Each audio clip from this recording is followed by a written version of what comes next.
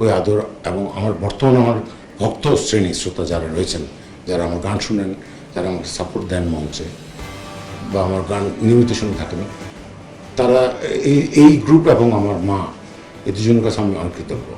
গিটারের জাদুকরকে স্মরণ করার দিন আজ।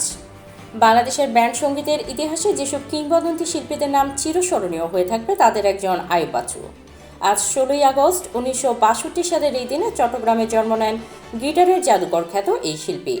কিন্তু 2018 সালের 18ই অক্টোবর হঠাৎ ভক্তদের কাঁদিয়ে চলে যান না ফেরার দেশে। বেঁচে থাকলে 63 বছরে পা রাখতেন এই রকস্টার।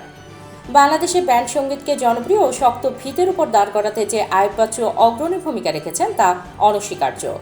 ব্যান্ড এলআরবি প্রতিষ্ঠা করে তিনি উপহার দিয়েছেন অসংখ্য জনপ্রিয় গান। তার হাত ধরেই তরুণ প্রজন্মের মধ্যে ব্যান্ড সঙ্গীত এক নতুন মাত্রা পেয়েছিল।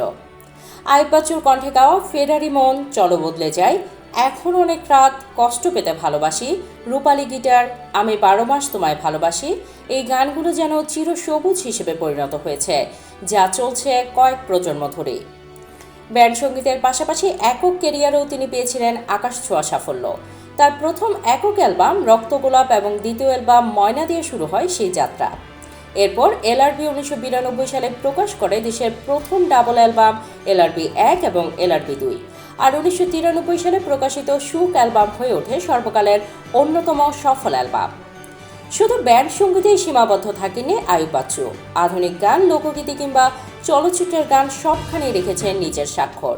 ছিলেন একাধারে গায়ক, গীতিকার, সুরকার ও সঙ্গীত পরিচালক। তারকা খ্যাতির শীর্ষে থেকেও আইয়ুব বাচ্চু ছিলেন সাধারণের নাগালের মধ্যে। জীবনের শেষ দিন পর্যন্ত তিনি চেয়েছিলেন একজন ভালো মানুষ হয়ে বাঁচতে।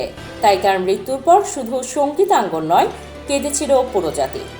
অনুরাগীদের কাছে তিনি শুধু একজন সঙ্গীত শিল্পী নন, ছিলেন একজন জাদুকর,